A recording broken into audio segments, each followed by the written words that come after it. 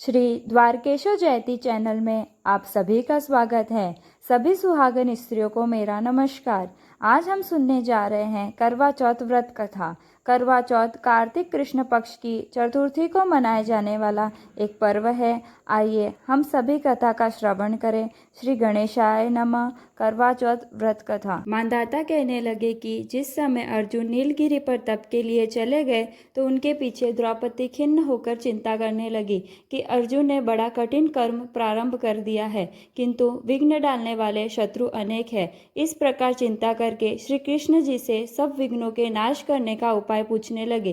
द्रौपदी ने कहा कि हे सर्व जगत के नाथ, आप मुझे कोई ऐसा व्रत बताने की कृपा करें जिसके करने से सभी विघ्न दूर हो जाए। श्री कृष्ण जी ने कहा कि हे महाभागे, श्री पार्वती जी ने भगवान शंकर जी से यही प्रश्न किया था।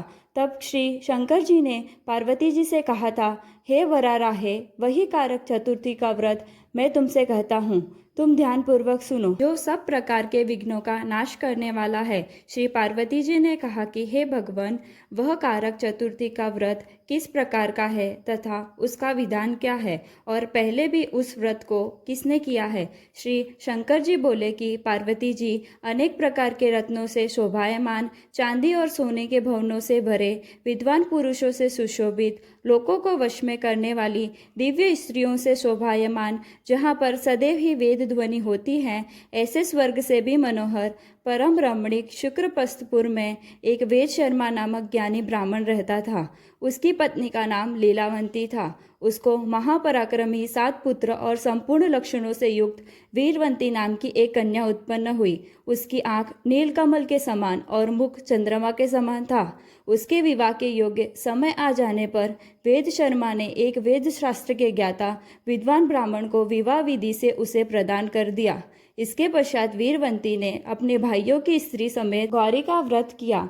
फिर कार्तिक कृष्ण चतुर्थी के दिन व्रतोपवास कर सायकाल में स्नान कर सभी ने भक्ति भाव से वड वृक्ष का चित्र बनाकर उसके नीचे शंकर जी, गणेश जी और स्वामी कार्तिकेय के साथ पार्वती का चित्र बनाया और ओम नमः शिवाय इस मंत्र से गंध, पुष्प और अक्षादि से गौरी का पूजन किया। फिर शिव जी, गणेश जी और षडानन का अलग अलग पूजन करते हुए भगवान अक्षत दीपक से युक्त 10 करवा और गेहूं के पिशान और गुड़ के बने हुए पकवान तथा और भी अनेक प्रकार के फलादि भोज्य पदार्थों को अर्पण करके अर्घ देने के लिए चंद्रोदय की प्रतीक्षा करने लगी। इसी बीच वह वीरवंती बाला भूख प्यास की पीड़ा से मूर्छित होकर पृथ्वी पर गिर पड़ी। तब उसके सब भाई बांधव रुदर करने लगे। फिर वीरवंती का मुख धोकर पंखे से हवा करके उसको ढांढस बांधने लगे कि अब चंद्रमा उदय होने ही वाला है। उसका भाई चिंता युक्त होकर एक महान वट वृक्ष पर चढ़ गया। बहन के प्रेम से दुखी भाई ने जलती हुई लुकारी लेकर चंद्रमा के उदय होने का बहाना कर दिखलाया। उसने चंद्रमा का उदय जानकर दुख का त्याग करके विधि विधान से अर्घ देकर भोजन कर लिया। इस प्रकार व्रत के दूषित हो जाने के कारण उसका पति मर गया।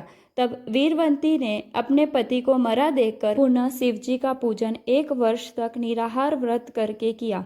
वर्ष के समाप्त होने पर करक चतुर्थी का व्रत उसकी भौजाइयों ने किया। वीरवती ने भी पूर्वोक्त विधान से व्रत किया। जब उस दिन देव कन्याओं के साथ इंद्रायणी वहां करक चतुर्थी का व्रत करने के लिए स्वर्ग से वीरवती के पास आई, तब वीरवती ने इंद्रायणी से सब बातें पूछी। वीरवती ने कहा कि मैं करक चतुर्थी का व्रत करके अपने पति के घर आई तो मेरा पति मृत्यु को प्राप्त हो गया। मैं नहीं जानती कि किस पाप के कर्म से मुझको यह फल मिला है। हे मातेश्वरी, हमारे भाग्य से आप यहाँ आ गई हैं, सो मेरे पति को जीवित करके मुझ पर कृपा कीजिए। इंद्रायणी ने कहा कि शुभे, गत वर्ष जो तुमने अपने पति के घर में करक चतुर्थी का व्रत किया था तो बिना चंद्रमा के उदय हुए ही तुमने अर्घ दे दिया था। इसी से व्रत दूषित हो गया और तुम्हारा पति मृत्यु को प्राप्त हो गया। अब तुम यत्न के साथ इस करक चतुर्थी का व्रत करो। तत्पश्चात इस व्रत के प्रभाव से मैं तुम्हारे पति को जीवित कर दूंगी। श्री कृष्ण जी कहने लगे कि हे द्रौपदी, इंद्रायणी के वचन सुनकर वीरवती ने विधान पूर्वक व्रत किया। इस प्रकार उसके करक चतुर्थी का व्रत करने से इंद्रायणी ने प्रसन्न होकर जल के द्वारा अभिषेचन कर उसके पति को जीवित कर दिया। वह देवता के समान हो गया। इसके पश्चात वीरवंती अपने पति के साथ घर आकर आनंद करने लगी।